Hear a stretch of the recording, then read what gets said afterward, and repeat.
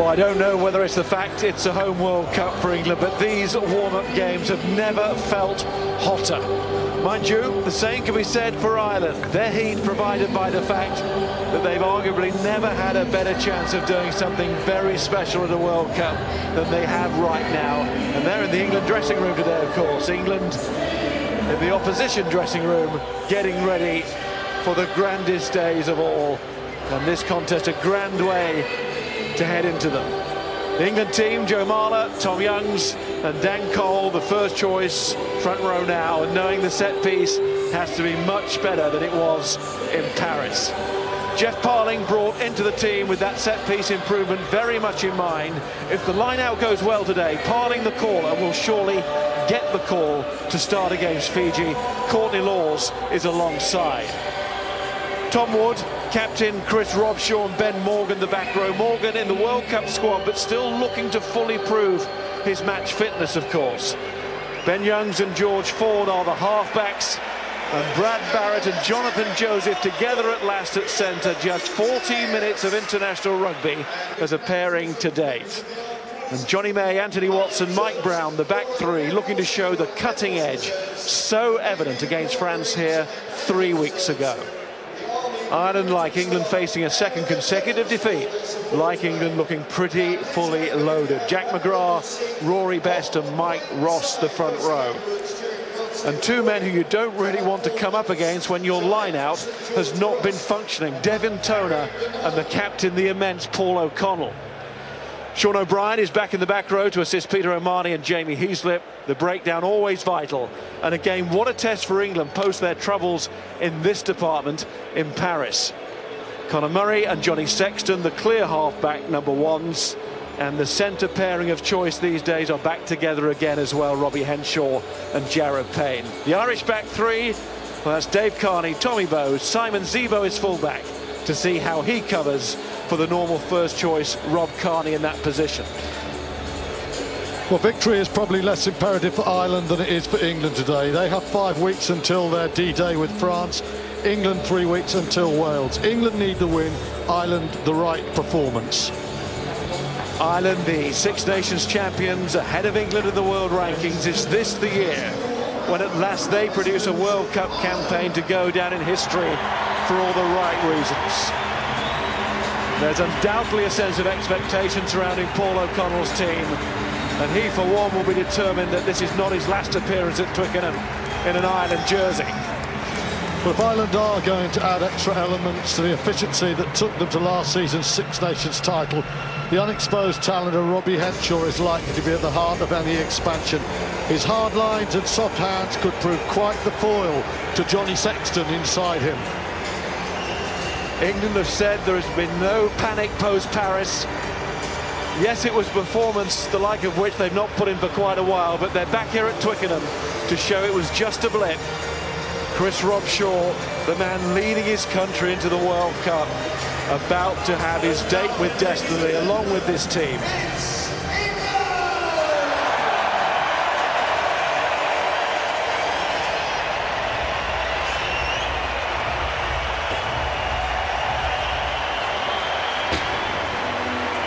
Well, from playing for a squad place a few weeks ago, Jeff Parling suddenly finds himself propelled back into the limelight. If he wins line out, calls well and helps his long-time teammate Tom Youngs, he will establish himself as a major contender to break the Courtney Lawes, Joe Launchbury partnership that Stuart Lancaster has so long favoured. Ireland won the Six Nations meeting in Dublin. A win today, of course, is not essential, but certainly it would be a terrific boost for either side going into the World Cup, especially as there is a clear, not remotely far-fetched scenario where these two could meet here in the semi-final. But here are the anthems, and the Irish anthem to be sung by Roisin Ailing, the daughter of the assistant groundsman here, Ian.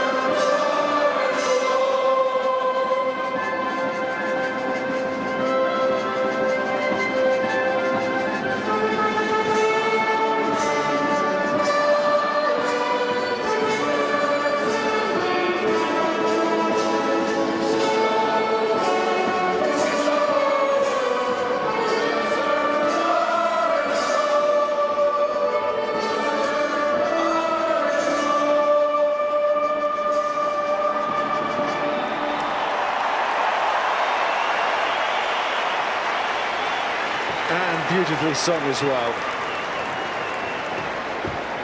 Now, if you have a bag on your seat, raise it now as we remain standing for the national anthem, led by Laura Wright.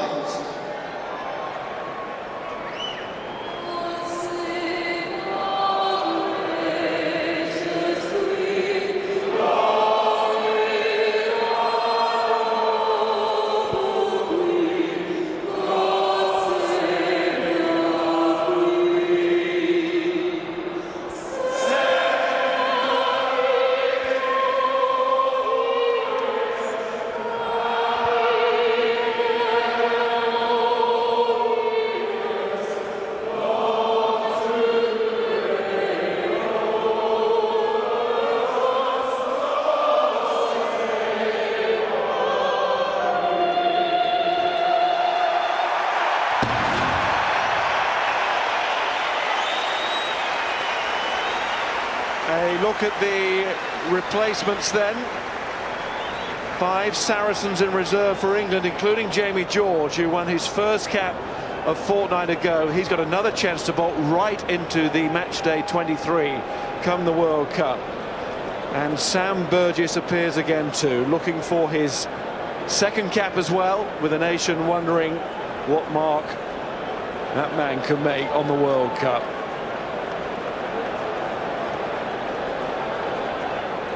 Nigel Owens, one of those talked about as a possible World Cup final referee. Should it all work out for him over the next few weeks. So he's very much in the spotlight too today.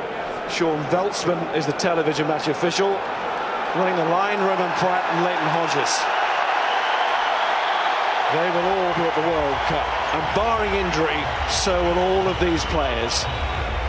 As the attention of the rugby world, of the sporting world, turns on these men now.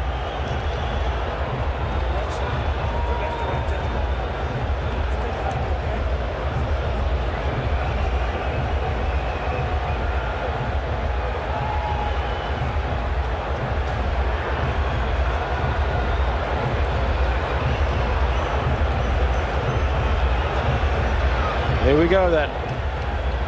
England to kick off in the shape of George Ford.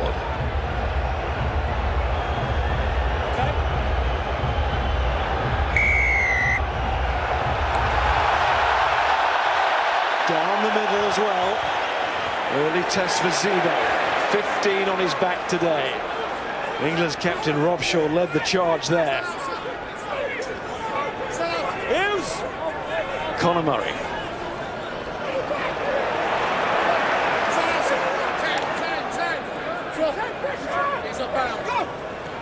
Back to Zebo from Murray. Well, that's why Simon Zebo won the battle to get one of those places in a competitive area in Ireland, the back three, wing or full back. He's a talented footballer. First, he takes a decent kick-off from Ford. Then you see that left foot. He's got a really good foot. Options today for Ireland. Sexton off the right foot.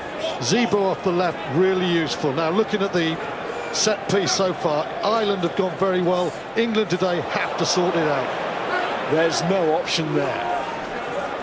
Wasn't the cleanest take, but it is still England ball. That's why Jeff Parling has been brought in. He will be the call of the lineouts. Former Leicester man, of course, worked many times with Tom Youngs. Here's Mike Brown, takes on Tommy Bowe. Johnny May's there as well, Jonathan Joseph. George Ford finds Parling now in the loose. Ben Youngs. Joseph again floats that out wide to Johnny May. Crunch comes the tackle from Zebo. Courtney Lawes rolled it out of the tackle well there. Then Rob Shaw is caught by Rory Best. Ben Youngs again finds George Ford. Just pulls it back a little bit. Jonathan Joseph. Plenty of tempo about this start from England. It was a good kick-off and chase. And they'll want to lead with something now. Having made an early mark here. Tom Youngs from his brother Ben. Anthony Watson stepping. Caught France out down in that corner 3 weeks ago. Tom Youngs once more. Burrows almost below the tacklers. There's Ford and Barrett back in England colours for the first time since the autumn of last year. Carry from Laws. Ireland having to work really hard in defence here. Tom Wood has a go. Release. A lot more direct carrying today, Miles, than in Paris. Ben Young's wide again. Johnny May there again. Oh, coming through the tackles, Johnny May. We talk about his pace, but there we saw his power. It was a fantastic start from England. They played some wonderful rugby there. The forwards committing men, decoys all over the place. Joseph put in May into space once, he looked dangerous. He was stopped by Zebo the first time, but the second time he is not. Go all the way back to Parling just about winning the line out. Then it gets serious. Forwards carrying straight, decoys, not for the first time. A missed pass to May. May couldn't bust through Zebo a minute or two ago. He can this time. The delay on the pass of Ben Youngs is superb. Right hand, very strong there. Zebo will be disappointed with the tackle. May is delirious with that finish there. Absolutely superb. It was Tommy Bowe who was flattened, then Zebo came in and could do nothing about it. Well, we've seen the pace of Johnny May making and scoring tries. There we saw the power.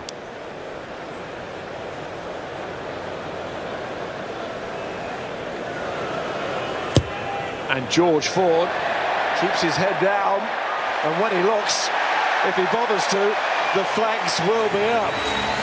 Well, for all Ford's travails in Paris, his goal kicking was superb. And he's played a fine role in the start for England here.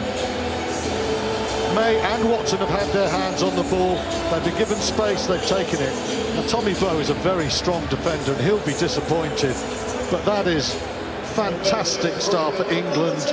Johnny May, the entire 31. Sexton hardly touched it. It was Zebo who cleared to touch.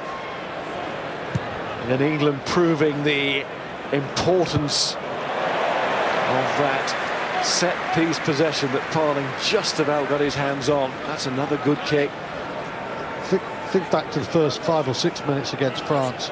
Ford put the second kick out on the full. He missed a touch. He was nervous with his passing. England not rushing at 100 miles an hour, but they're still playing with pace and intensity. There's far more control in their game, and certainly there's far more focus in their thinking. Rory Best to throw.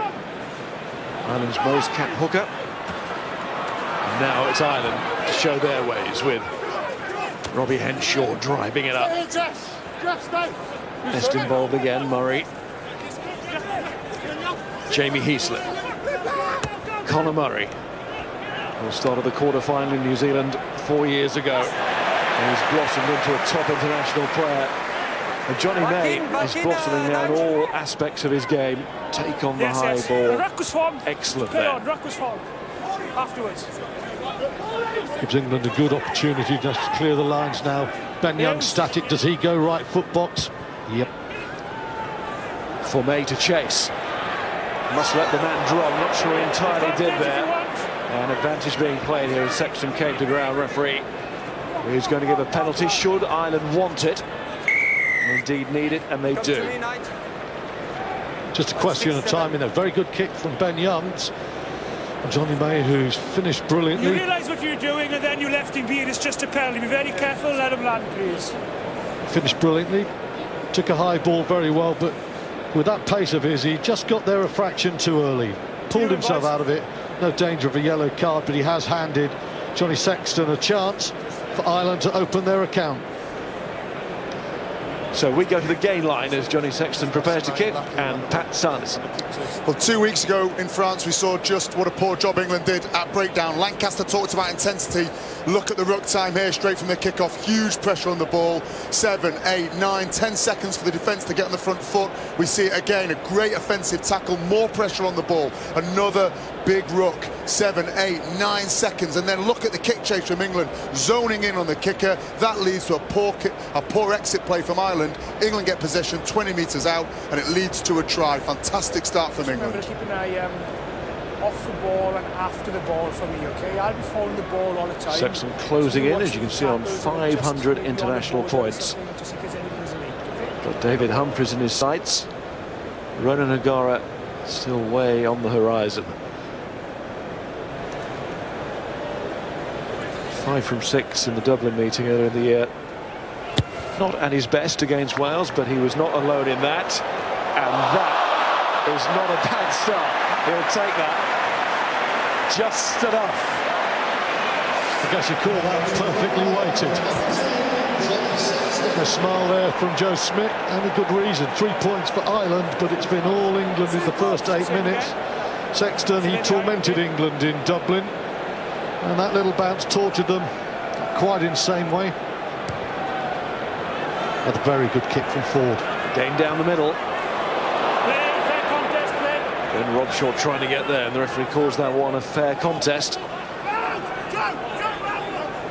Unlike May's indiscretion, which led to the 3 points to put Ireland on the board. Sean O'Brien.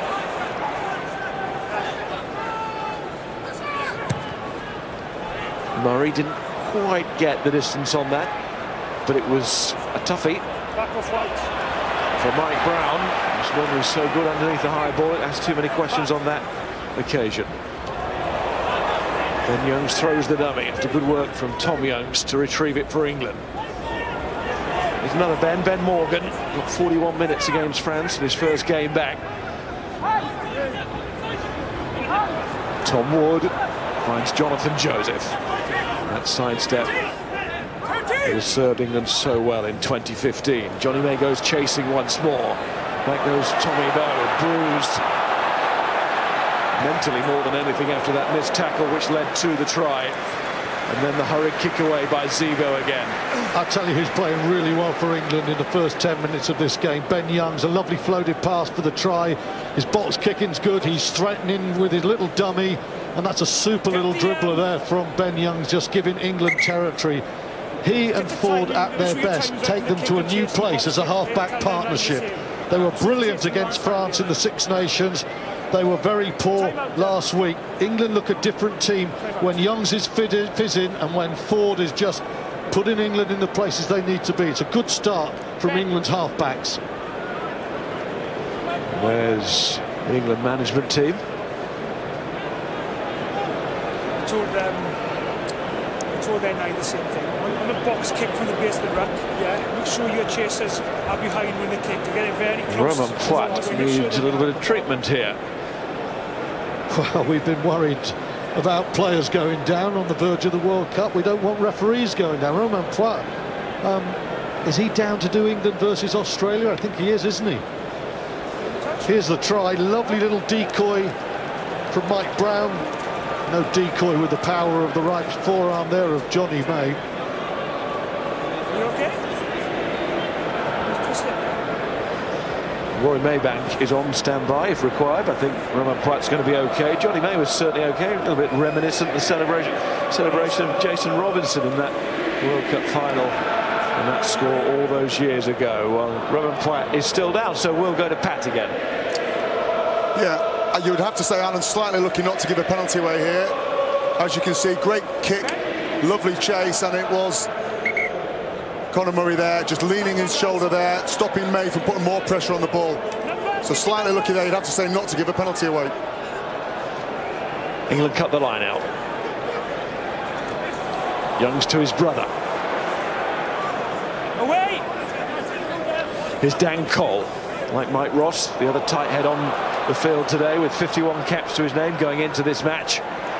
Plenty of experience there. George Ford needed help, and Tom Youngs was that man again to help out, and he's done that very well indeed. Jamie Heaslip, a tough man to try and shake off. Brad Barrett to Jonathan Joseph. Back goes Zebo. Now where's this one going to bounce? It's sitting up actually in the end for Zebo. Stay green. Stay green. Plenty of time to look for big distance, which he gets. Now George Ford will not get the chance to take the quick one because Zebo followed up with that winger's speed of his.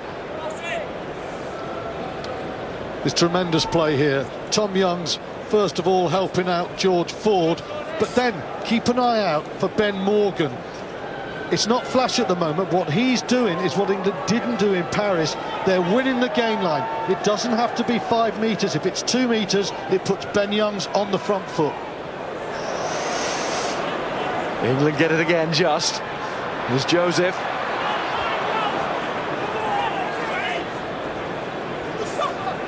The stats will say they're winning the line-outs. They are a little bit wobbly. Stay.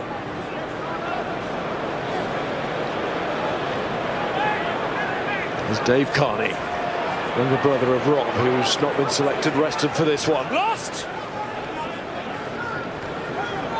Sexton going round, but Bow into contact, into Marla. Peter Amani.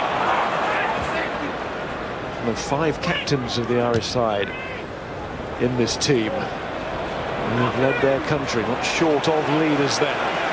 Mike Brown talked about his catching. There it is again. Rob Shaw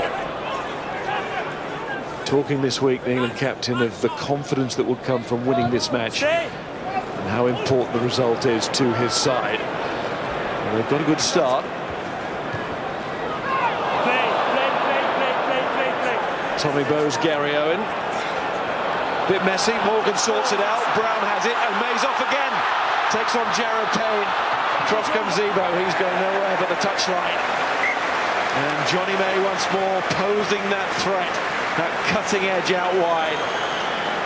Well, as we were talking to Joe Smith yesterday, weren't we, when Ireland were training here, and Joe Smith was saying England are bound to want to get balls to their wings, and sometimes people in England are very quick to knock Johnny May, but Johnny May's sheer pace and the added power now makes him so dangerous.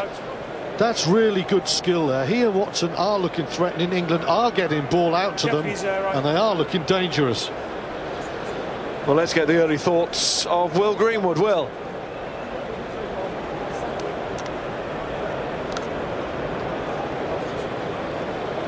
Is it blood gone, is it?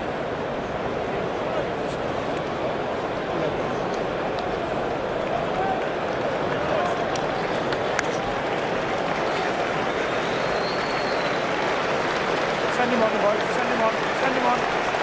Right, replacement for England coming on number 4, Jeff Carney, who will be replaced by number 19, Joe Lawsley. Yeah, it goes back, doesn't it, to the odd metre that England are making all the time. People like Morgan are doing a good job. Last week, Billy Vunipola was offloading more than he was carrying. This is a completely different England shape to their game. It's traditional England in that it's direct, but there's that modern style of play where they're looking to get the wide men into it. And it's a real threat for Ireland at the moment. Taken by Courtney Laws. Launchbury, Joe Launchbury on for his 24th cap. It's a blood replacement for Jack Parling. And part of this England drive. Tom Young's holding at the base. Ben wants it now, gives it to George Ford. Crossfield kick meant for Anthony Watson. Zebo goes up. Oh, Watson's got it!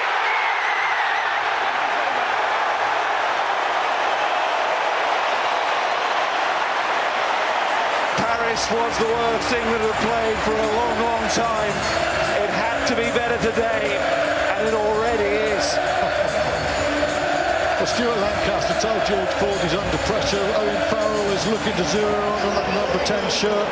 What a response from the Bath fly half. Hurried in everything he did for 40 minutes last week. Measured, precise, perfect there. And Anthony Watson, his timing is superb. A West Country 1-2 there. Wonderful weight from Ford. Watson commits himself. Zebo, who is good in the air, is just undone by the perfection of the kick and the timing of Anthony Watson's charge. Well, Watson's finish is in that corner against France. All about his feet, his superb speed and shimmy. That, in its own way, every bit as brilliant. What a finish. Think about Joe Smith yesterday talking about how impressed he was with the England wings. He must be feeling like a bit of a Cassandra at the moment, because it's all coming true against his team. When England are getting chance, they're taking them. When they play Wales, Australia, They get chances, they have to take them. So far, so good from an English perspective.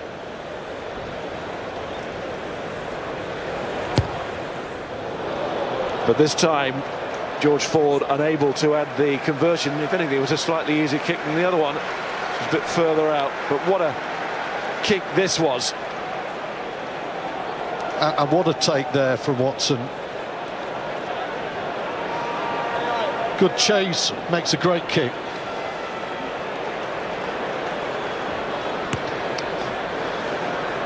The England bench love it. Paul O'Connell hands on it, but only finds Ben Morgan. Absolutely all England in this first quarter of an hour or so. Stay, stay, stay!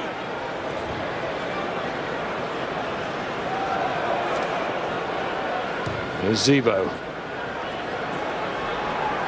Resorting to that Gary Owen again. Oh, Tommy Bowe got himself in a good position, but wasn't able to take it. Mike Brown bursting through. O'Mahony's tackle, but not before Brown had made some game there. Ford to Barrett. On to Launchbury. Goes galloping on Big Joe Launchbury. More shy horse than thoroughbred. And there's Marler.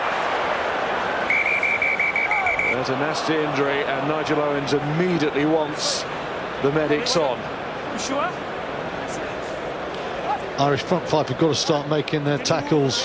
Rory Best missed one, and then Devon Toner missed Joe Marler badly. Conor Murray is the man down.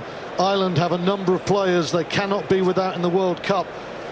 You would say that Murray is one of them. He's down at the moment. There's Rory Best missing the tackle. It's a mismatch, but Joe Marler really shouldn't be getting through Devon Toner as easily. Apologies there from Nigel Owens to Chris Robshaw that he had to stop the game, but absolutely the right decision. Conor Murray was not moving. The good news is sitting up now.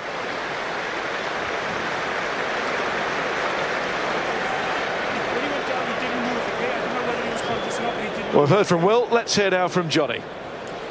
Yeah, just wanted to go back to that last try, really, the England option off the line-out. The line-out drive came to a stop. What it looks like here is he's just going for a sort of hit-and-hope one-on-one, but it's not. You've got one guy coming from the outside at speed, getting height and approaching the ball. You've got one guy backing off in defence with no jumping ability because of how he is and with no sight of the opposition. Therefore, it's not a one-on-one. Massively organised play, which is a huge advantage to England and a great way to show an offensive kicking weapon. Look at the difference in the game now from one kick and one score. And look at England's alignment again. They've gone Ford, Brown and Watson behind. Watson picks brilliant lines in his earlier days as a fullback. He is in the threatening running position there. Owen Redden is on for Conor Murray, who fair sprinted on the field, so that was even more encouraging. His exit was as good as it gets, so hopefully it's not too bad. And hopefully, Mars, we're going to get a scrum that stays up here. I have seen so many of these lines when you get three backs standing right behind each other. It's something Brian Ashton worked with us at Bath 1,000 years ago, and I don't think we ever achieved anything, and I haven't seen anyone else yet. So let's see what England can do now. They've certainly got some threats. That's much better from England than it was in Paris. Morgan, two Youngs. Now here come those backs. Trying to get onto it quickly. Young's got a little bit away from them. That little nibble on the floor, knock on from Tom Wood. Referee was well placed. He was right on that. Here's Courtney Laws. Youngs again to Ford. May staying wide. Barrett is on the crash ball.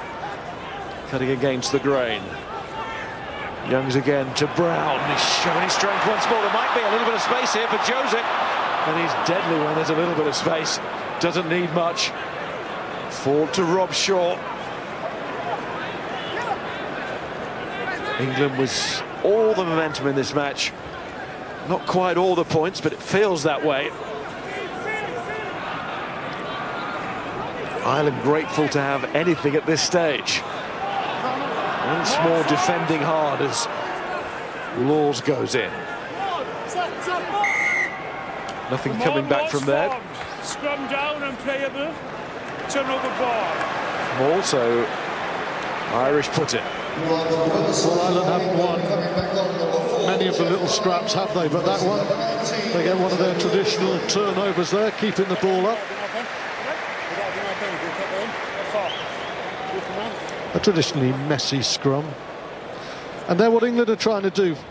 Three men are coming round and they're hoping that if Ireland fade off early, Youngs has got the pace to go, and if England can get quick ball from Ben Youngs, they've got three people. We see that other replay. If Joseph gets that ball away, it's a try, but you have to give a lot of credit, I think, to Simon Zebo. He made the call and he made the pass just about impossible. Yourself some space now. Give a shoulder off, please, Dan, okay? But England that close again, and Zebo, more than most, knows it. Time on. Firefighting at the moment, the Irish defence. Bind. Set.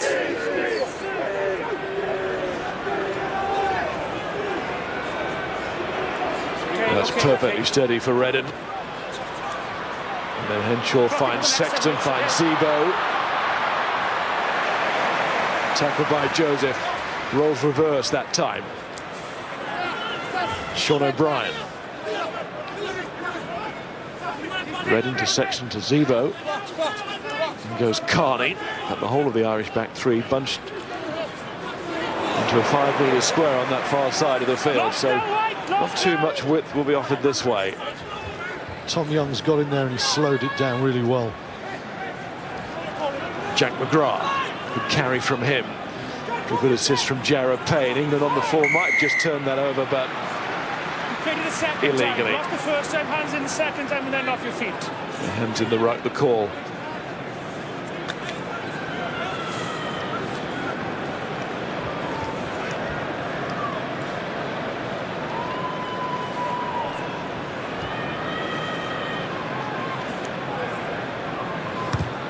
Johnny Sexton puts it into touch. We go to Pat Sanderson. Well, perhaps the most disappointing aspect 2 weeks ago in France was the line out. Three things to get right: get it in straight, get your lifters at full extension, and hit the jumper at the top of the jump. And you can see here, Laws nowhere near full extension. Now, compare that to this week. Two lifters, full extension, ball in perfectly, and it was off that line out that the try was scored. It's no mistake that England are 12-3 up there. Set piece is good. There's a chance for Ireland to come back. Rory Best. And a good line out from Ireland. Heaslip won it. O'Brien. Redden. Paul O'Connell. 104th cap today. Redden just playing it short with the forwards here. Best was taken man and ball, but somehow they managed to transfer that backwards and done really well. Redden just checks what Sexton wants to do here. Now Ireland must use it. Payne seemed to be offside there in front of Redden. Sure whether the touch judge picked that up, but it didn't really matter in the end as Mike Brown calls for the mark. Aussie rule stuff there, ball over the head, fantastic from Mike Brown. He took an absolutely amazing catch under pressure against France in the first warm-up game, about 5 metres backwards from where he took that one, but that's another beauty there from Brown. He does lend solidity to England under a high ball. He's got a hefty boot as well, and we saw it there. Well, it's an amazing kick from the middle of the pitch. Fantastic kick. It's a smart play from Redden, but watch Brown. Watch him now. He can't allow that one to come into the bread basket. He's under pressure. He reaches high. He jumps high. Tremendous technique and a fine clearance.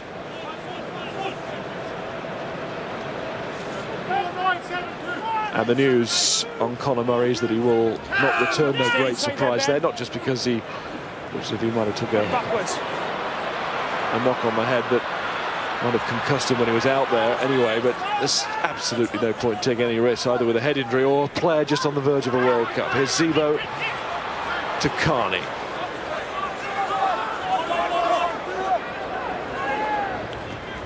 Go through all the relevant protocols before he's allowed to play again.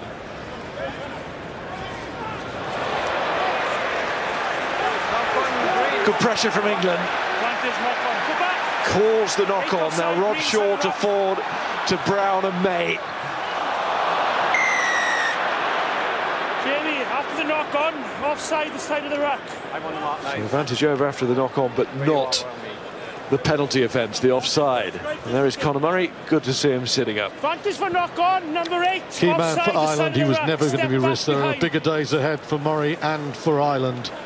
5 weeks today they play France, and with Canada, Romania and Italy in their build-up, whatever happens today, Ireland will be confident.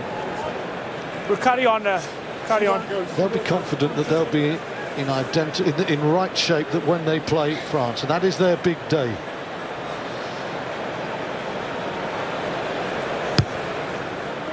Well, Ford puts it out. England will throw into the line-out, but Tom Young's their hooker is just out of the picture at the moment. More ways than one. Oh, he's okay. He's been brilliant around the park in the first 20 minutes. He hasn't been immaculate line-out ball. As Pat says, it's better, but a lot better than it was in Paris. Well, around the park, that never changes. That's a constant from Young's. Yeah, what's good there, I mean, 4 out of 4 there. They're not all great balls, but 3 of them are to the tail, difficult balls. And if you win those balls, they're crackers. Well, England have won it. Wouldn't quite describe that one as cracking. So that's 5 out of 5 now. Of course, had that really short one to brother Ben. Stepped in at the line out, the scrum half, and there he is. To give it to Rob Shaw, who saw the space there and stepped on it. It's a nice ball from Ben Youngs, wasn't it, inside? Tom Wood carries Ben Youngs to Mike Brown. It's another England attack. Here's George Ford to Jonathan Joseph. There is Tom Youngs in the loose, and Johnny May again!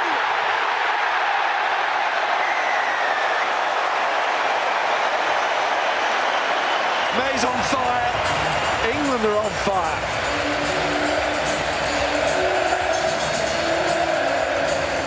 Johnny May shouldn't be at Twickenham. He should have been in Beijing. He was absolutely flying down that line there.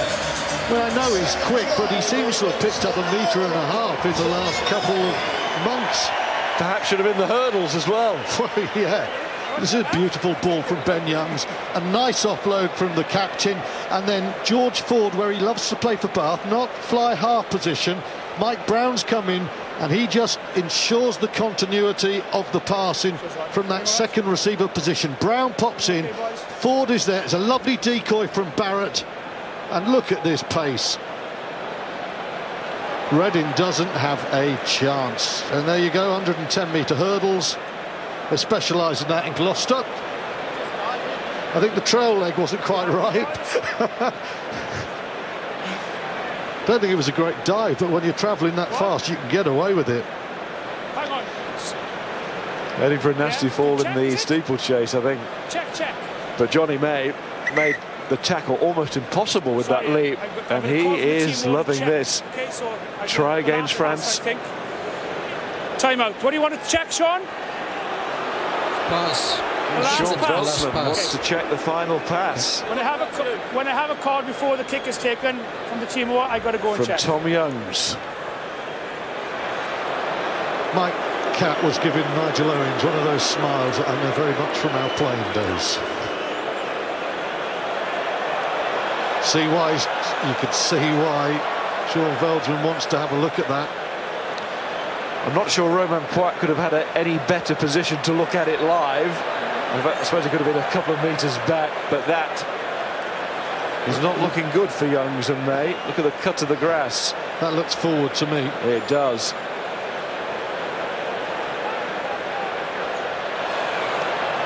What are you thinking, Sean? It is forward.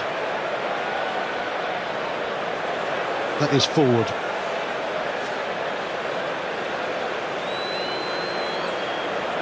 Hands point forward, ball goes forward. Does it look like it's travelling forward to you? Just 1 Nigel second. Owens is mightily suspicious.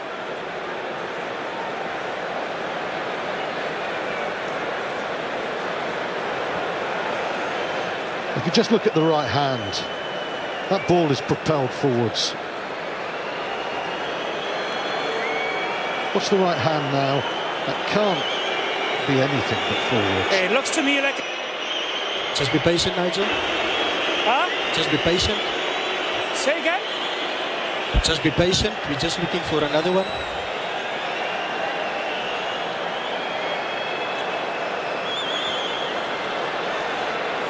What are you two thinking, boys? It looks to me like it's travelling forward.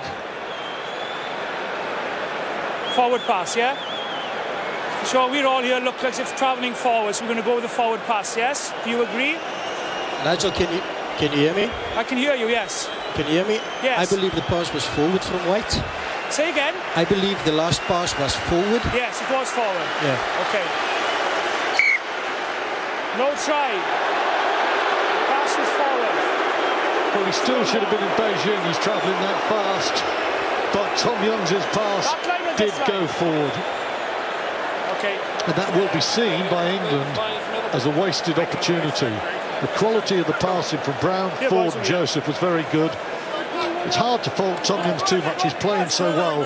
But really, that wasn't a pressure pass, and that should not have gone forward. And in the end, it was a no jump. Keep the weight off, lads, Let off for Ireland there. It's wonderful play from England, but great frustration there because that was a poor finish. Got unnoticed by Nigel Owens. Himself wasn't in a bad position. You could see round the players in front of him. He was virtually in line with that pass, but I think it was the right decision. Yeah, well done, Sean Veldsman there. And Ireland, who had almost taken their positions at the scrum, having seen the replay on the giant screen, have gone well at that scrum and got the penalty. And the South African TMO had a big role to play, though, because Ford was pretty much about to set himself up to kick, and the South Africans said, hang on a minute, Nigel, I will need to look at this. And I think we got the right result there with technology. That's well played by the officials, especially Sean Veldsman.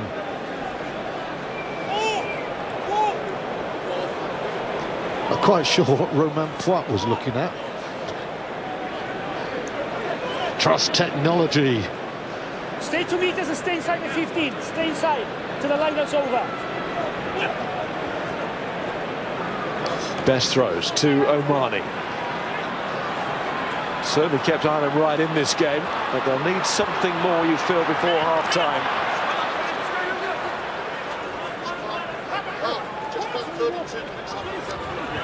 Officials have denied England from getting that next score, which could prove to be a pretty crucial one.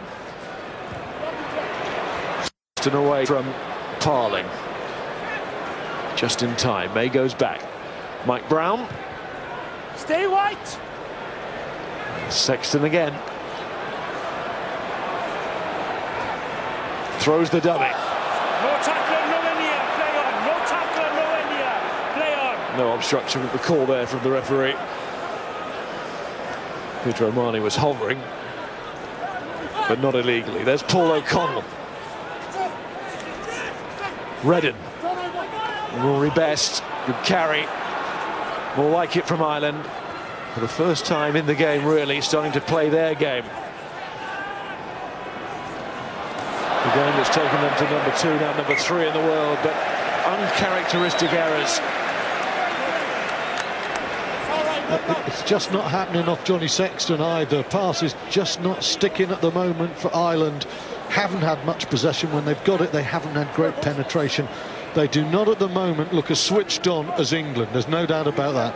Let's have some space and voice music. Rory, step back a step, please. When it comes to the World Cup, I think it's fair to say England need to hit the ground running before Ireland do. Yeah, I think so, Miles. I mean, Fiji are going to be difficult in 13 days. And then if they get over that, you know, they've got Wales coming up, and that's going to be massive. So, you know, you can see some impressive statistics there from England. In a way, England's big first game comes 2 weeks before Ireland's, and I think that is significant. And I think at the moment that is being reflected in the quality of these contrasting performances. Oh, that's Ireland driving England off the ball. That's a feather in Jamie Heaslip and his packed cap. And that is Tommy Bowe, and that's much more inviting. Again, it catches a foot, which nearly causes an error, but Ireland still have it now inside the England 22. All on the base of that scrum. They delivered for Paul O'Connell, but they've not delivered possession from the ruck, and Mike Brown is able to clear again. gain line. Well, as much said about Barrett's defence, on this particular opportunity, it's a selfless running line that really fixes that drift defence from Ireland. You can see Barrett taking that out to in-line, Joseph coming round the back, that turns the winger in, simple 3-on-2, and very nearly an England try, but great work off the ball from Barrett on that occasion. Great work from England as well. I think it's their first breakdown turnover in 3 games there. Ben Morgan involved, and that was key. Sean O'Brien passes to England's Dan Cole. Ben Youngs knew there might be a little bit of space in there. Johnny May all over Owen Reddin. Tom Wood flying in as well. England get the line out 10 minutes before the interval. There's no keeping Johnny May out of this match, and Ben Youngs marshalling things so well alongside George Ford at half-back. Yeah, Ireland just so loose at the moment. Rob Shaw's in there fighting away for it. Slow ball, and then Ben Morgan there. You see the wide plant to the legs, and the ball comes out. That's an important turnover, and not for the first time. Ben Youngs, well aware of the space, plays the simple call, but what a good kick it is when you've got Johnny May's pace on the chase. Now that is like it from the England line-out. Much more like it should be. Barrett and Youngs, and then George Ford, but that's a good decision by Carney. He's taken the man and he's dislodged the ball. There's Henshaw on the floor, Mike Ross, might be a chance here for Ireland. Jared Payne asks Zebo to go with him, and Carney's going. Having started it all off, he's still hitting men down. Joseph couldn't control it, and England give the penalty away. Really no choice there, Marlow and co. Virtues of a good turnover. Dave Carney, excellent there, read the play well. Ford loves to play that roll-round ball, and that is crucial there. Ireland were under pressure. Suddenly England are back, chasing backwards, and they concede the penalty. And Sexton, he's going for the corner. He's got one off the crossbar, decides to go for 5 metres this time, and that's a very good kick. And this is a very good piece of defensive play from Dave Carney. By the time Ford gets that ball from Youngs, there's nothing he can do, but the left wing's timing is good. He rocks him. Effectively, that's a 70-metre gain for Ireland. Ireland encouraged by that, encouraged by the most recent scrum. What about this line-out? Get this set piece right, and they could get that score before half-time. But in goes Parling and robs it. And that's what's been happening to England far too often in the warm-up games. Now Parling is disrupting opposition ball. Rob Shaw let the man drop to the floor. Reddin, McGrath, Reddin again to Sexton. It's a narrow attack, and it's been lost by Jared Payne. Then Laws and Youngs brothers combined to find Rob Shaw and Ben Morgan with the boot. The crowd enjoyed that. Simon Zebo. His boot has been heavily used in this first half. Here comes George Ford. Oh, that wasn't too convincing. And Carney involved again. Redden to O'Brien. It's really starting to open up here. Floated out by Jared Payne this time. Tommy Bowe, who's not had the best of afternoons so far. Barrett finds Joseph. That stayed in. Henshaw to Zebo. Carney wants it. He wants the counter-attack, and Zebo, he won't turn that invitation down. He slipped. Back to his feet, Tom Ward. Just slowed it down a little bit. Sexton. That's straight to May. He's got time to trap it. Crowd wanted him to run it, but he's gone for the boot this time. And he's going to get a clear catch. Oh, now. Barge to the floor, but the referee thought it was okay. They're the two Youngs brothers again to find Ford, and that's good work from Wood. On to Watson. Watson cutting back inside. England's dangerous wingers at it again, but they've lost it and given it to Zebo and Tommy Bowe. Stay green. Well, what's he doing with that? Thought initially he was lining to get it up the field. There was a chance for a counter-attack maybe for Ireland there. Gave it straight back to England and Ford. Lost now! Dan Cole off the floor to Ben Youngs. That looked a tired pass. I don't think an advantage was being played, no. There's nothing wrong, get on with it. Youngs to Ford, Joseph. Everybody needed a breather there, I think, as pause was pressed. Lost now! Ford low, and now it is into touch. Pick the bones out of that. Just wondering, Clive, your feelings on the shape of this England performance. They were very predictable in Paris a couple of weeks ago. They seem as if they're in test match mode today. How impressed are you? Yeah, very impressed, Stuart. I've been watching very closely Robshaw and Wood, and England play so much better when the ball's off the floor.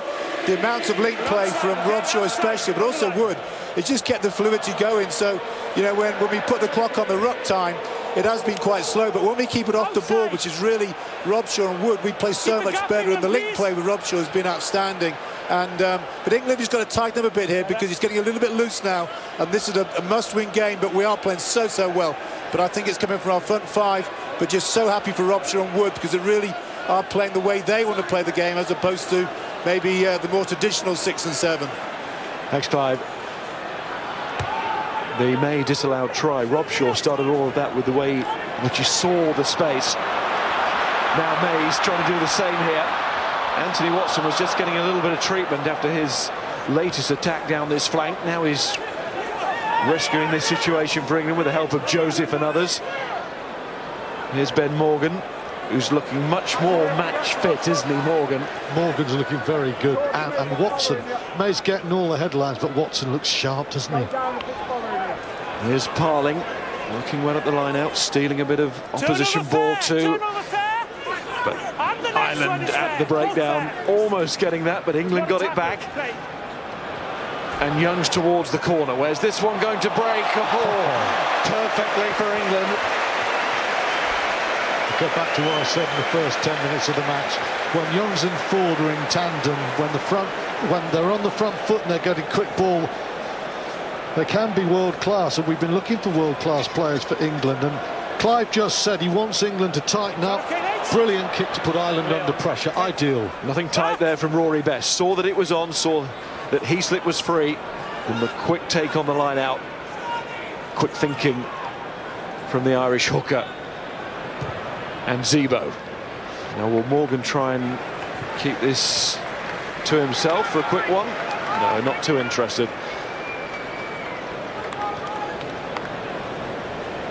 And Zebo in that left boot gives Ireland a get out of jail, makes it difficult for England to pin him.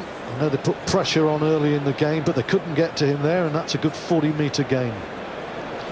And Tom Youngs, it hasn't been perfection by any stretch of the imagination, but I like the fact there's been a lot of ambition, and England have been going for the tail, trying to get good ball where they're so dangerous on the gain line. Yeah, Parling called that one to himself. Seemed like the right call at this stage of the half. Marler, Ford, Barrett gives it to Brown again, who once more challenges down that channel. And the support of May. It is an area that England really trying to exploit out wide today. Watson too, as you say, Stuart. A terrific first half. That's not so good though by Cole. Hands away, White, lost! Redden came on for the injured Conor Murray, but he's okay sitting up. So no major injuries in this first half, which will be a relief to both sets of coaches. That's their top priority today, even in front of result. Has to be this close to the big one. That's well worked by Henshaw. Showed his strength there, the man who scored in March. Turned out to be a match-winning try. To date, his only test try for the 22-year-old. Here's Rory Best, Sean O'Brien. It's got a little bit cagey around halfway from both sides here. Maybe one eye on the clock. Ireland are very scrappy on their little offloads, aren't they, in this first half? England much sharper, and they definitely deserve at least that 12-3 lead. Back, lads, step. Hughes. Okay, thank you.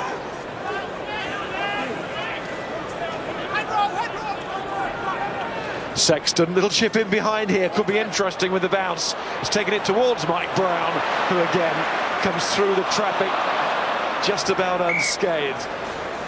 And then the offload. So will there be time for this? There should be. Yes, there is. I think that's Mike Brown's first mistake in this half. He has been a rock at fullback.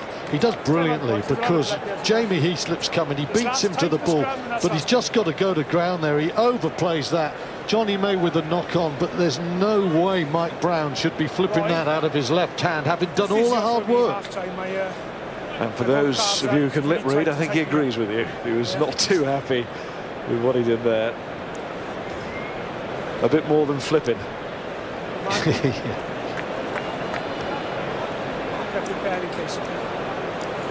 I don't think Mike Brown has your vocabulary, Harrison. I think flipping is just about the level. But a serious point now, England are 12-3 up. They played nearly all the rugby in this half. And, you know, it's one silly little error there from Mike Brown, and you can see that's not the happiest management, and it gives Ireland a chance to come away with something, and they're banging this game when they haven't been in any aspect at all. They get a score here, even a penalty or a drop goal, 6 points down, they've been outplayed. Joe Schmidt says, hey, we're in this game.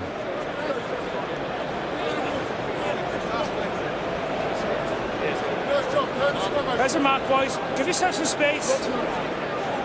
Let's keep the driving. Scrum will be interesting, Miles. Last time we had a scrum in this situation, it was on England's push on and they were shoved off it. Can Ireland assert themselves at the scrum again? Crouch. Bind. Set. Hold it there. Big scrum, this one. Heaslip, when he goes to the side. Heaslip had to keep it in, maybe looking for the penalty bit. Now it's out to Sexton, and then Henshaw to Carney. Crossfield initially, but Carney gets himself going forward. And England will be tense and a little bit nervous here as Ireland look for the last score. May's calling for support on that far side, feeling a little bit exposed maybe. It's all down the middle initially with Rory Best again. Lost England! Thank you.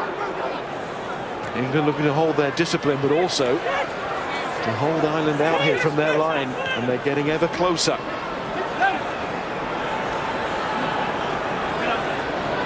Redden to Mike Ross. Redden again. Sexton. Toner, that's a nice pull back to Payne. There's a chance here for Carney. Put his head down. But England covered the space well. Joseph was across, so too Watson. Hughes. Peter Omani. Lost now, release. Very different scoreboard, very different feel to the match it will be if Ireland get a score here, but Sean O'Brien has lost it. And England hold out. First time in the half they've had any long period of defensive work. But Ireland proving there that they are too good to be out of this. England's half, no doubt about that. Could have been better. That disallowed try, the forward pass from Tom Youngs to Johnny May. But England leading by 12 points to 3 at half-time. Halftime at Twickenham, and England have the 12-3 advantage over Ireland, a couple of Six Nations rivals duking it out after the first 40 minutes. We'd like to remind you to visit our website, beInSports.com, for all the latest in international sports. You can also communicate with us on Twitter at the handle beInSportsUSA. And for those que hablan español, ESBNSport on Twitter as well. Should be an interesting second half from Twickenham. And we will have it for you live here on beIN Sports. Don't go anywhere. International rugby here on the network.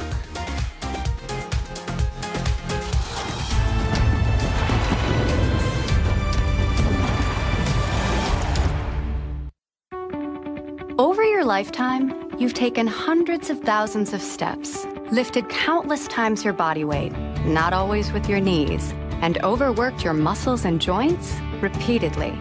Life hurts. Find relief with Tommy Copper, the original copper and zinc-infused compression wear. Tommy Copper uses 4-directional compression to aid circulation, muscle recovery, and naturally reduce the causes of everyday muscle stiffness and soreness. Our Copper's Energy fabric provides amazing comfort and odor protection, all day, every day. 2 out of 3 customers found relief, support, and comfort. Call or go online now to explore our full line of compression sleeves and apparel that relieve life's little paybacks, wherever you feel them, or your money back. Life hurts. Feel better. Call or shop TommyCopper.com today.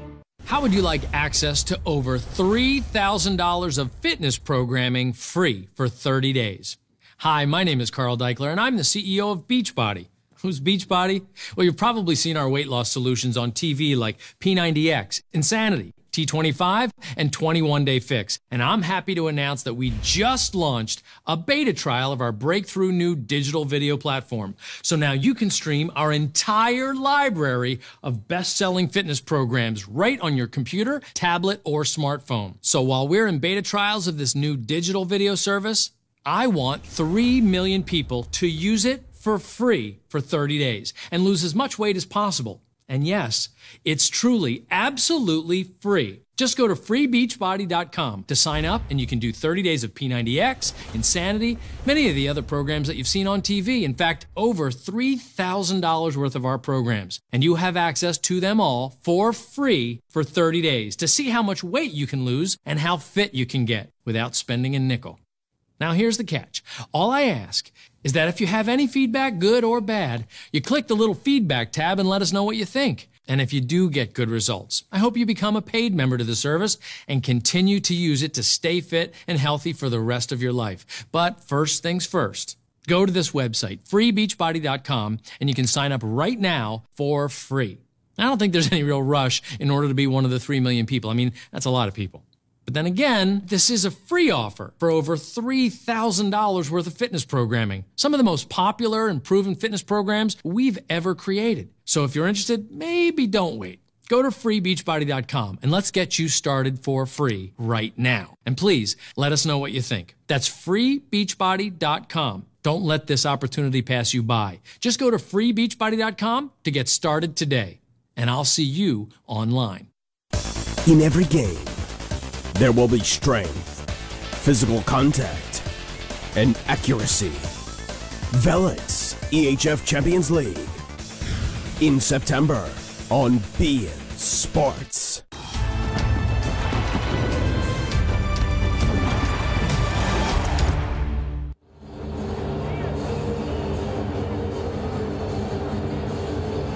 Go into the World Cup in 2015 unbeaten here at Twickenham. A venue where they have self-belief and want to feel impregnable come the big competition. Can Ireland put a dent in that? Despite the way the first half went, Ireland far from out of it. That has gone forward, which will frustrate Jared Payton, who was setting it back for the first attack of this second half. But 9 points is a big gap, but it's not out of hand, is it, Stuart? No, not insurmountable. A good kick-off there from Johnny Sexton. Paul O'Connell got his hand to it, but he couldn't control it. And that's been the story of Ireland's first half. Inside balls, they got the hand to it, but they couldn't control it. I think Shane made a very pertinent point at half-time.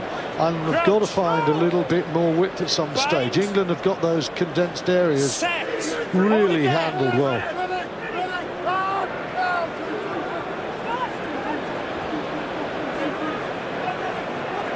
Ireland driving over the ball in the first half caused problems for England at one scrum.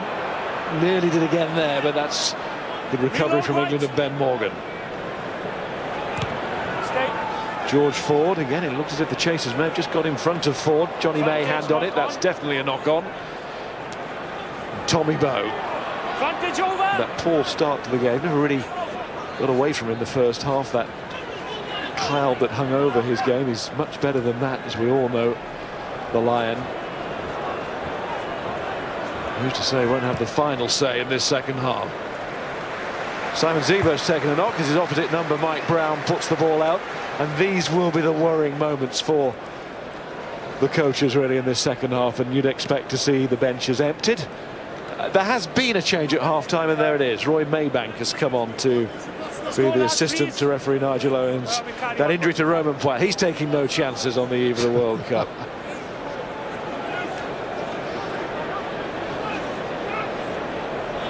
Zebo doesn't have the option to just hobble off like Romain Poit. He's got to stay on there. Rob Kearney, a little bit of a niggle, and he needs a break too. There's Henshaw. Good carry. Right over that gain line.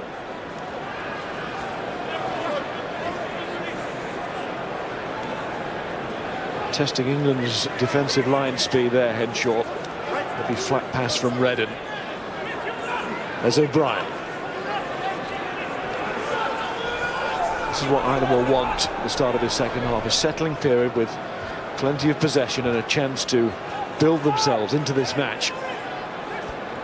It's just starting before half-time. They had that extended attack which led to nothing, but it was much better than what had gone before. Redden has caught, but he's got the ball back to Omani. O'Brien, Toner, he slipped. The attentions of Johnny May. Omani again to Rory Best. Redden to Sexton. Here's Henshaw once more. Just his 12th cap, 8th for Jared Payne. They've built as a partnership this year. Ireland have certainly known where they've been going in the centres. Omani again.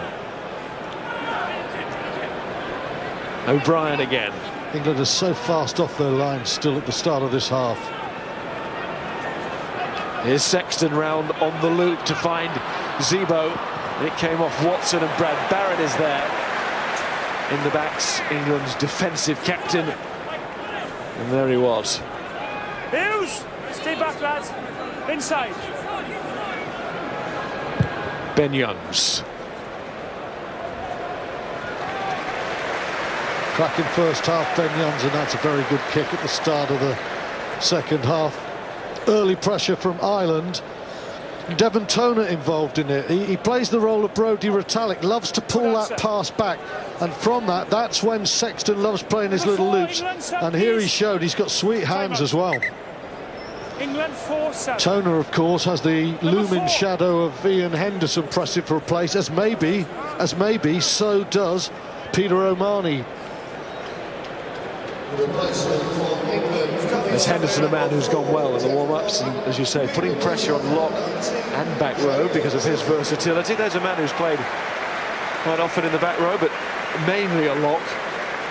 And Jeff Parling, he was taken off in the first half for a blood injury. This time he is replaced by Joe Launchbury. Jeff Parling will be very pleased with his work there. His 1-2 line-outs, the line-out was improved, but he was also pretty physical in his game. England, stay on the line, stay on the line. Launchbury, not quite the line-out ace that Parling is, but very good around the loose. Dropped by Owen Redden. Although Ireland have started the half in a more encouraging fashion, they cannot eliminate these errors. That must be a concern to them and also to Shane Horgan. Shane. Yeah, kicking game has been such a big part of Ireland's performances over the last couple of years under Joe Smith. Hasn't worked out for them. They haven't used the kicking game in a big way, and when they have, it hasn't been very effective. We saw in the first couple of minutes of the second half already Sexton has used it to effect. I think we might see more of it. I think we need to see more of it. Well, one of the things England will be pleased with is the way that May and Brown in particular defused the early pressure. When Murray was on the pitch, there was quite a lot of good kicking, but England handled it very well. Better scrum from England here, giving Morgan a chance to keep it in to go for the penalty. We wondered if Heaslip was going to do it at the end of the first half. Well, Morgan certainly did it there, the England number 8. I'd like to see England have a real killer edge and go for the 3 points here. Chris Robshaw and myself haven't always agreed on decisions, going for goal or not, especially in his early years, but I think captain is spot on there. All George Ford's got to do is now kick it from about 45 metres. It's his 39th cap, 38 as captain of the side, Chris Robshaw, and he has been putting himself about, along with Tom Wood, as you can see there. Tom Youngs, and Clive was making the point about Robshaw and Wood and their influence, and it's backed up by the stats. Yeah, because they're making the tackles, but more importantly, they're playing their part going forward as well. Chris Robshaw had a couple of very quiet games against France, home and away. And England really do need the man who's been selected their captain to set an example, and he is today.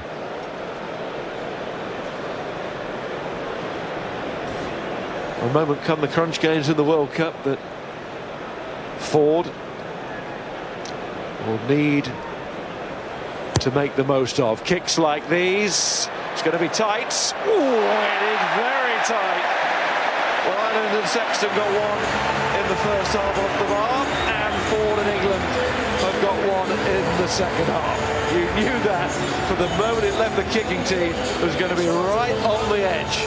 To be honest, watching that kick, I actually think it hit the backside of the crossbar. It was almost over when it hit it. Plenty to spare there, George Ford will tell you. Good kick. Makes Chris Robshaw's decision to go for the 3 points an excellent one. Sexton restarts. England's position not great there, and that was well claimed by Ireland. And Sexton leaving out Toner that time. Heaslip just starting to show signs of getting across the gain line here, Ireland. There's Robbie Henshaw. Look how far Ireland have progressed on this attack. Mike Ross. Redden to Sexton, and again from Omani's pass. Here is paid on to Carney, who's looked lively, mostly in defence, but now getting a turn as an attacking force in this match. As McGrath. Redden goes in again. Sexton. Turner leaves it once more. Zebo gets it back from Bow. There's a bit of space for these runners to work in, and Heaslip, the kind of man to take full advantage of that. Now just a couple of metres or so short. It's Sexton once more. Launchbury goes in to make that tackle. Redden to O'Brien. England can't afford to be passive here. O'Connell tests them, and it's a penalty. 6-1, ruck form, not behind Heimersfoot. Oh, England will take that penalty 99 times out of 100. 6-1. Green shirt sweeping round right to left. England stretched. Brad Barrett, key defensive organiser, on the floor. What do you want? A penalty. England will accept 3 points here. It could have been worse. Start with a really poor restart there, and an excellent chase from Dave Carney, who has been bustling, been busy all the time. England's defence was very good with this Irish spell of pressure. They never committed themselves. They kept their wit, and that was important here. If England go in for the kill, look at Johnny May. If he steps in too early, Tommy Bowe is in space and he's away, and the Gloucester man just held off, and the support arrived. But it should now be 3 points for Ireland. Well, if it's not, there's something wrong. Sexton from here. Probably almost do it blindfolded. Thank goodness he got it.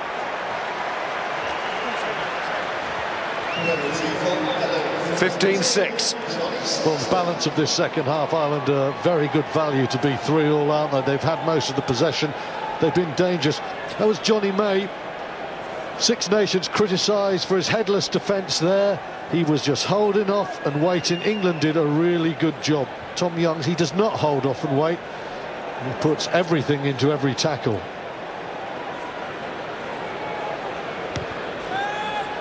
Launchbury getting involved there. Strangely anonymous in Paris. Again, he wasn't alone in that. Laws alongside. Oh, they got a mention, really. Much more coming from the England second rows, including Parling, who's left the field now. Reddin's box kick. Mike Brown, supported by May. There's George Ford. Ben Morgan is going on one of his rampaging runs. Finds Brad Barrett. Been turned over. Good work by Jamie Heaslip. That Paul O'Connell sniffs something down that blind side with the two centres, Payne and Henshaw. Henshaw chips. There's a lot here for George Ford to do. He's going to need help. He gets it from Johnny May, and he somehow gets the ball out. But it's Ireland pressure now. Cracking work from Ireland there at the breakdown. Turnover really hurt England there. Driven back 50 metres. And it was not pretty, but May and Ford got it away. Jamie Heaslip does a good job. That's where, you know, a Tipperake, a Warburton, a Pocock, a Hooper does so well. Launchbury is good, but Heaslip's a natural back row forward, and he just gets there ahead of him, and that's a 50-metre turnaround. Great work from the Ireland number 8. And a little bit loose from England there. Throw to Devon Toner is good. Here's Jamie Heaslip. Again, it's Tom Young's in with another tackle, but Ireland come through. O'Connell and score!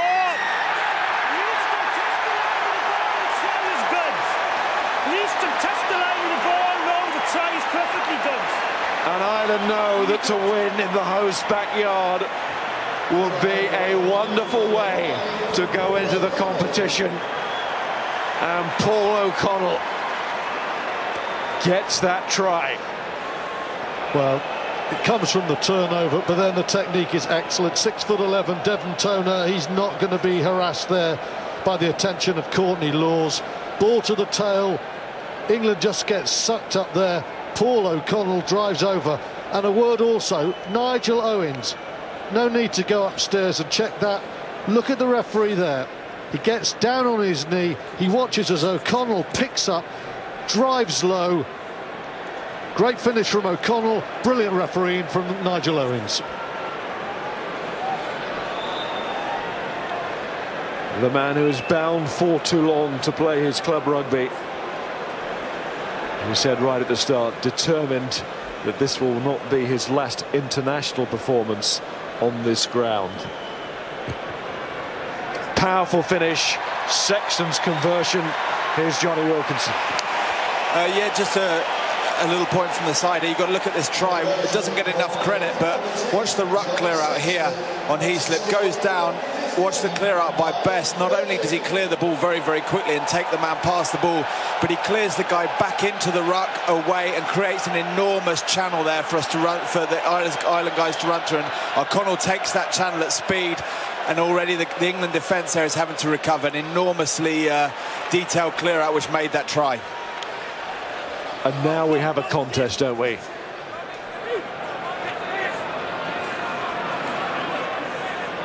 Whether or not England should be out of sight is irrelevant now.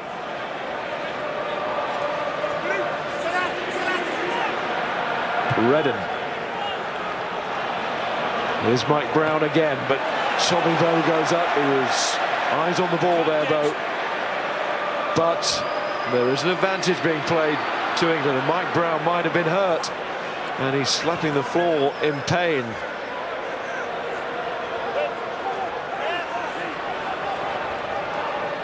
He's up to his feet, but he is limping, and here is Wood.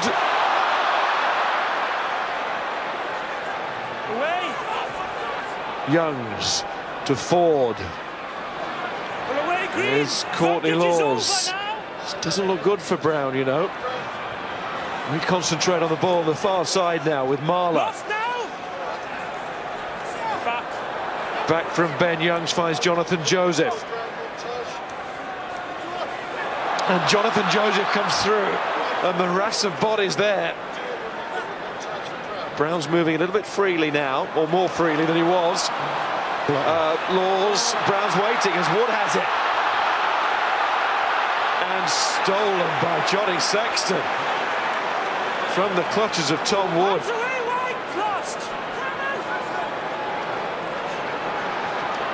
Heaslip. George Ford is trying to rip it away from him.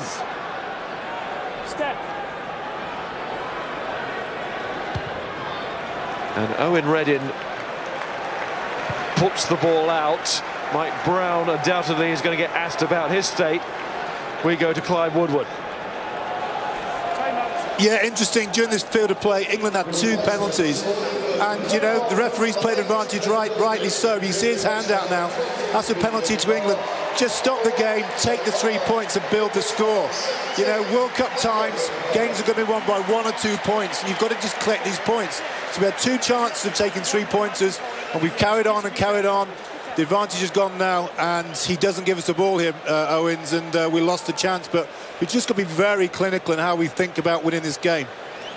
Well, I would say there, Nigel Owens is one of the few referees who actually, when a penalty is given, doesn't say advantage over until a try is scored, or in England's case not. So I think England are playing Owens, and most referees would have gone back for a penalty. They invariably let the play go on and on and on. Vunipola squared is on. Should that be cubed? Mako and Billy. Here's Pat Sanderson. Well, it was a well-orchestrated line-out from Ireland, but England just over-committing to the drive. They did not see the peel coming at all. They left 3 men on the blind side. Then as we run this on, you can see they execute the peel well, but only Marler comes round the corner. Marler versus O'Connell, try Ireland. It's the 2 M's, Marler and Morgan, who've gone off. Mike Brown is still okay. He's out there and he's running off, I think. Looked a nasty one initially. He was hobbling all over the place. Good 55 for Ben Morgan, I think. Really proved the point, proved his fitness there. Mako Vunipola. Youngs to Ford, and then here comes Courtney Laws. Launchbury goes digging and finds it. Here's Billy Vunipola. Oh, it's not the best service to... was meant to be for Barrett, forced to Joseph in the end. Robshaw on to May. It's 12-3, remember, at half-time. Ireland with the second half try scored by Paul O'Connell. England with 2 first-half scores. May and Watson had a third, but that was disallowed for a forward pass. Would have been the scoring pass. Mike Brown is going up there again, and he's won it. He's beaten Dave Carney. And he's beaten the injury as well, it seems. Launchbury, that's a good pass. Forward to Vunipola. Billy Vunipola carries into the Ireland 22. Youngs again. Here's Ford. Little show. Oh, that's a lovely show angle. And he was nearly gone. Ben Youngs looks for the space as well. Launchbury could have gone wide there. Ireland getting players across there now. Paul O'Connell, one of them, but he's going to be tested on the inside by Anthony Watson. He was just too quick there, the winger, Mike Brown. And he's trying to find the strength to see off Carney, who's still smarting from that defeat to Brown just seconds ago. It's a good battle between those two. Was a chance for Launchbury to get that ball away when England had more space and a clear man advantage to the right. Now they go left, and Robshaw. He's picked some great lines around the fringes, Chris Robshaw. That one goes to ground, but he's been ever-present threat. Billy Vunipola. Ireland contest with Payne at the breakdown there. Crowd get involved. Drop goal, Ford fancies it. He's dropped right back here. England have to hold on to the ball first. O'Connell's got a mitt in there, and it's been turned over, and Ireland have a great chance here. Henshaw, now that has to be forward, and Nigel Owens has seen that in live play. And now Zebo and Sexton have heard the whistle as well. Now, is that an injury? Henshaw's okay. You do start to worry at this point. And you can see it, you can just see it with the coaches, so nervous looking on. Do you know what? I don't think Joe Smith's nervous about an injury there. I think he's absolutely livid with the inability of his outstanding young centre to really put that one away. That was a great opportunity there for Ireland. There's Mike Brown earlier taking the ball, but a couple of minutes later, they're 70 metres out, but in some ways, just as Tom Young should have put May in for a score, well, this really, even from this distance, should be a score. It pops out for Payne. Oh, Courtney Laws has done well to put the pressure on, and again, May does pretty well. And as we discuss Ireland not taking a chance, everyone in Twickenham gets all very excited because Sam Burgess is coming on and Ford is going off. And Farrell's on as well, Richard Wigglesworth on there as well. To be England's new scrum half, and Ireland have made a change in the front row. Nathan White's replaced Mike Ross. So Ford goes for Farrell. And number 23, Sam Burgess, replaces Brad Barrett in the England centre. I just say this, 9, 10 and 12 have gone really well for England today. It's not been Ford's flashiest performance, but that midfield axis has been excellent.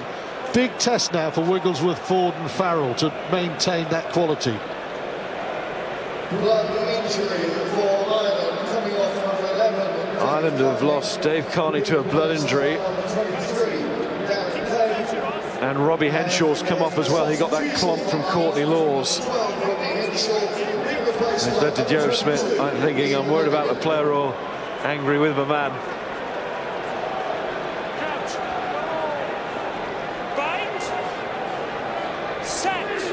Cave on, Madigan on, and Zebo's gone to the wing.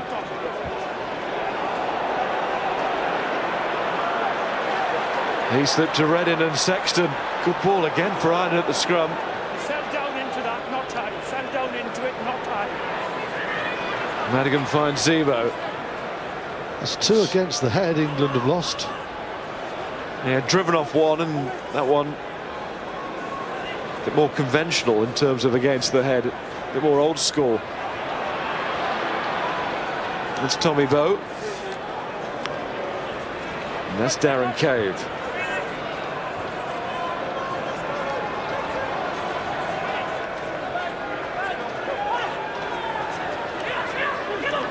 Jack McGrath. England penalty. And they won't be rushing this one.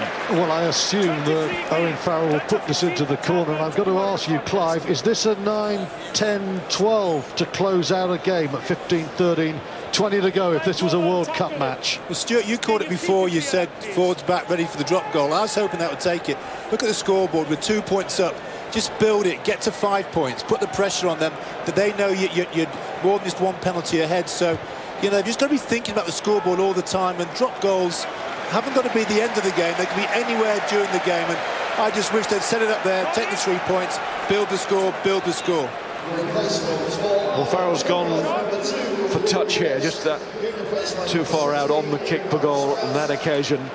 And Ireland bring on Chris Henry and Rickard Strauss as well. It's that time of the game where there's so many comings and goings normally, but especially in a World Cup warm-up match. And here's Jamie George, second cap. Got that run out at Paris. And did well at the time that he was on the field. He's done well there. O'Brien off for Henry, as you see. And obviously, Rory Best for Strauss.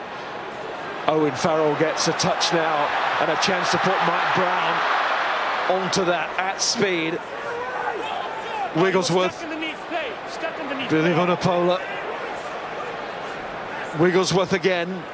Here's Sam Burgess. Gets the offload in, but that is forward as well. Only just, but again, Nigel Owens well positioned. Well, Burgess off, and a word for the man he's replaced, Bradley Barrett. Thought that Ben Morgan would have pleased England selectors with his state of fitness. I thought Barrett had an excellent game there. England now changing their game, trying to drive it tight.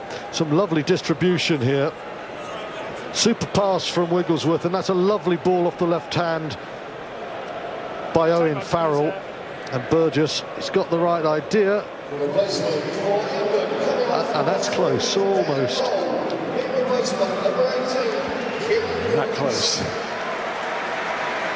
Another change for England. Kieran Brooks is coming on. Cap number 12 for him.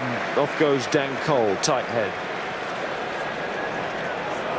Dan Cole will be slightly disappointed, won't he? England's tight head, the man to shore up the scrum, and it must be said Ireland have taken 2 against the head today, and it isn't that often in test match rugby you lose 2-0 on the scrums in terms of heads. There's a mark. Stop leaning, under pressure back. Let's him move. 8 seconds. Shoulder, please. One more go. Crouch. Bind. Set. Here's the moment for a big scrum. Ireland solid as a rock there. Forward comes Darren Cave, the Ulsterman. Peter O'Mahony. Redden. Sexton slice there. Cramps up. And now all of Ireland will be hoping that's cramp, and it is cramp, Ireland, so relax. Well, I hope it's cramp. Yeah, any doubts? Any doubts? We reward the attacking side, okay? All the bench replacements used.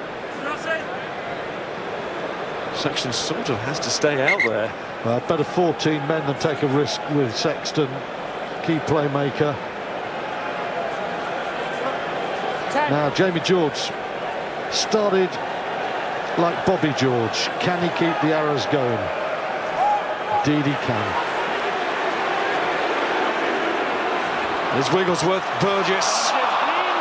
Not carrying the ball with him.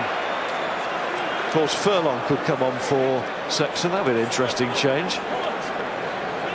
Donica Ryan too. Slip in at fly half.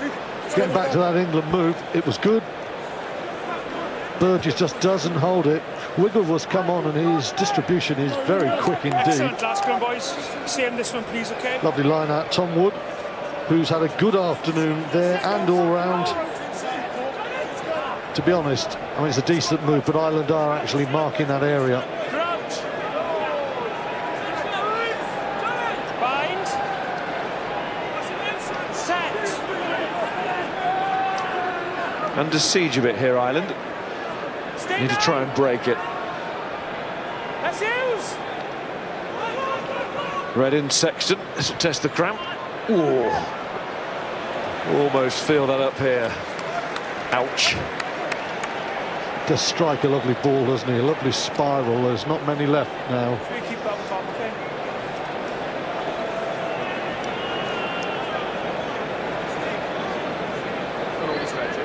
That's the slice.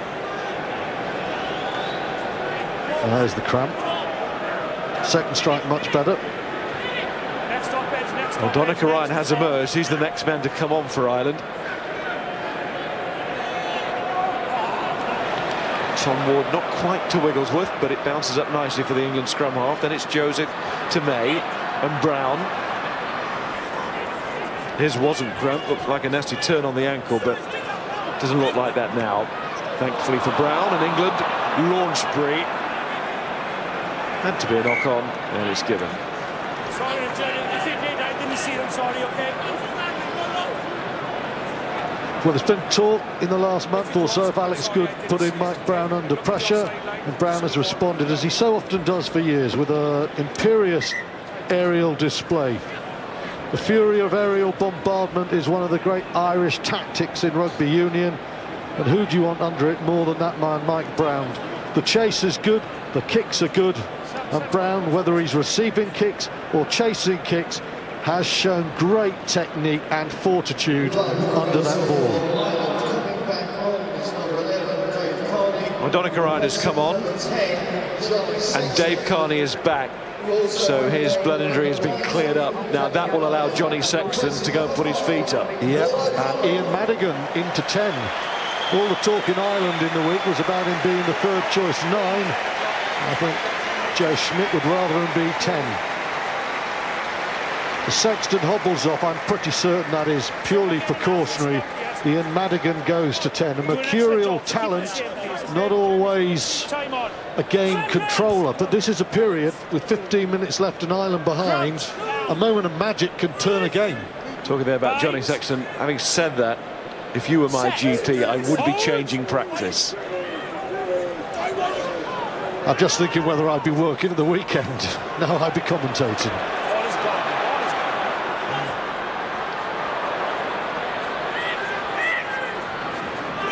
Zebo carries over halfway.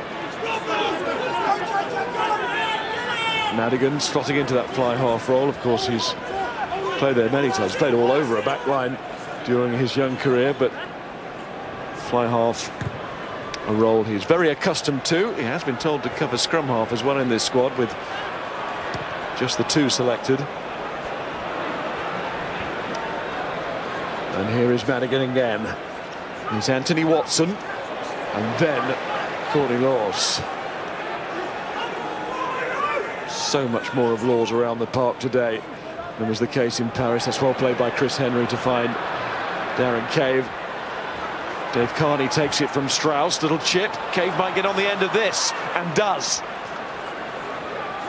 Really good play again from Carney. He's been excellent. He's gone through a little bit of a quiet period of the match, but now with it very much in the balance, the spoils are there.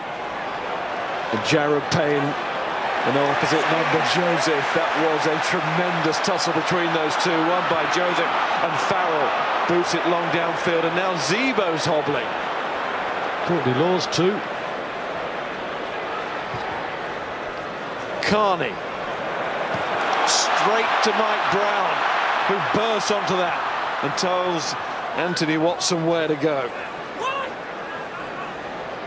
Mind you, he's known where he's going right the way through this series, Anthony Watson. There's Jamie George, clubmate, Swigglesworth and Farrell. Now it's Burgess. He's looking for someone to pass to. Rob Shaw.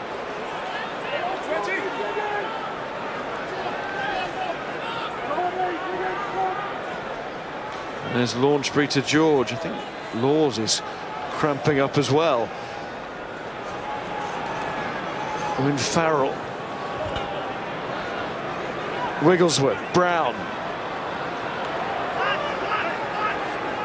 Crowd waiting to burst into life again. A little bit like the game here. Vunipola. Wigglesworth, Joseph. Looks for that space. Where is it? Burgess. May. Oh, on the outside. Blistering gets away from the first man. Brilliant from May once more. Wigglesworth. Farrell. Billy Vunipola with the line calling it. Wigglesworth surely here for England. They've got so many wide, but not the delivery. Mike Brown retrieves. England go again. Rob Shaw as Wood takes over. Launchbury's turn. And still Launchbury. Wigglesworth. Has he done it? Well, Rick Strauss thinks not. What does Nigel Owens think?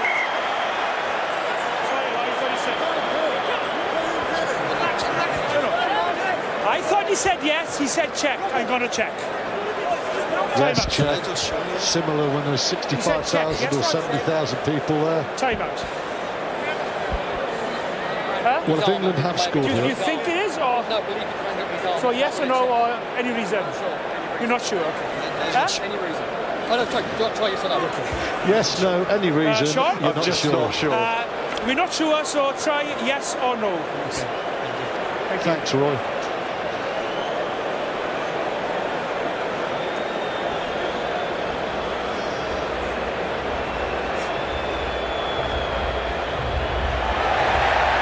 Well, he certainly got it down, but did he get it on the line? That's when Strauss goes in after the ball has been placed on terra firma. This is the angle, Miles.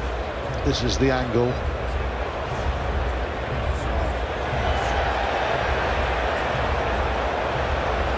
So I think he's hit the line there. Second movement, and he's entitled to do it. If it's not a try, Still a nice cameo. It's down first of all short to the line. Then does he get it on the line, or is then there a hand in stopping it from touching the line? That looks like great defence, doesn't it? Sean? Severe doubt here. Yes, tell me please. This was the one that shows it going short there. That's clearly short. Nigel, I want to show you something. And now we need to zoom in. Okay, yeah, this incident here. You see number 6 was in front of the other player. Well, there's another issue, yeah. Grab that ball. Tom Wood earlier in the move. Now that was 2 faces back. Nigel, that was Takes 2 it from an faces offside back. position. That's within the protocol, yes? Yeah, that's in protocol, 2 faces back. Okay.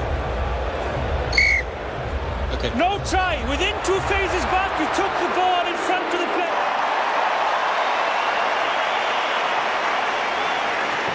beautiful. Ian Farrell is a man who has had a habit of cramping, but you'd like to think on the field for 10 minutes. It won't be happening quite yet.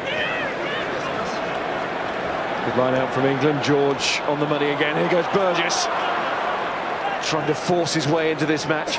Farrell, Joseph, May.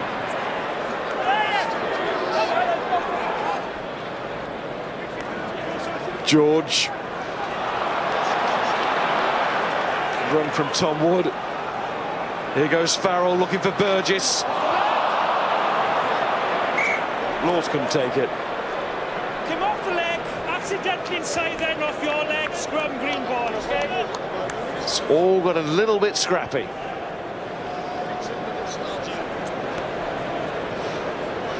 Pretty obvious what England are going to try and do there, but Ireland handle it fairly well. It's nice to see him getting a low driving body position. Playing club rugby, you've seen him too high, just trying to make sure that he lays it well. At least here he's really committed himself. Something we haven't seen for a while as well. Tom Wood carrying. He's carried much better than I've seen him in a year and a half or so.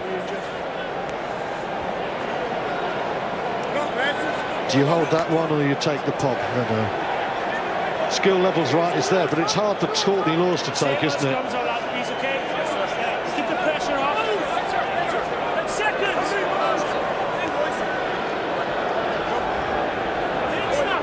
Crouch. Bind.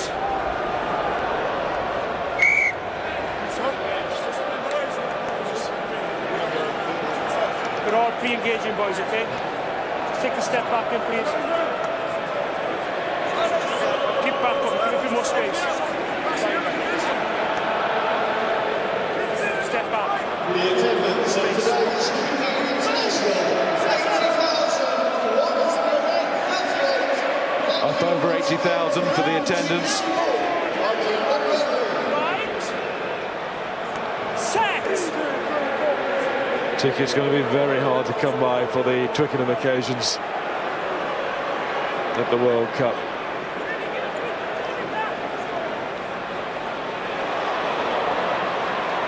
Carney.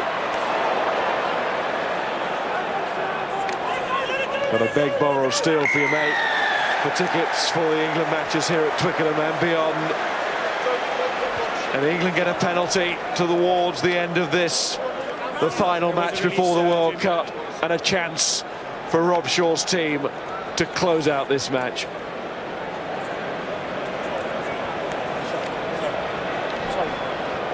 Well, this should be the end for England if this goes over. Time for man of the match. There's been a few contenders. Carney was the pick of the Irish, but the best back on the field, I think, Johnny May. Very exciting, quick, good in attack and defence. Chris Robshaw, his best game in a white shirt for some time, but my man of the match is Tom Wood. James Haskell had the number 6 shirt for most of the Six Nations, but Wood has come back today. He's carried well, he's tackled, his line-out work has been excellent. Tom Wood of Northampton, he is my QBE man of the match. A fine performance, and I think it probably puts him in pole position to play against Fiji. Another one or two mathematical issues at the end of the France game here at Twickenham when he was captain, but he's had very few negative issues today. It wasn't a Nobel in mathematics, it was man of the match.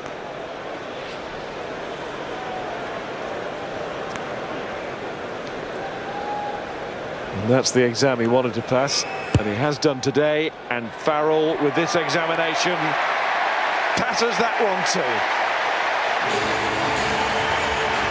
Game line. Well, Lancaster talked about the collective, didn't he? Here we see Vunipola with a massive hit. 3 minutes to go on the clock, but it's Laws and Vunipola. Great pressure on the ball and a crucial turnover that's allowed England really to close this game out. In the maths now, England lead by 8. Should be, will be, their win now.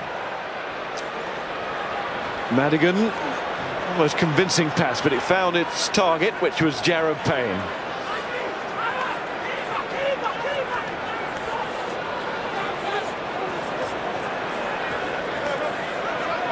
Ireland trying to get the last say here. Carney. Miles away, quick. Cave, Madigan, in goes Burgess, trademark tackle, might lead to a try here. Wigglesworth, Johnny May, back goes Cave, and also Donica Ryan goes down and saves the day. Reload, Dean, reload! And that's what Sam Burgess does.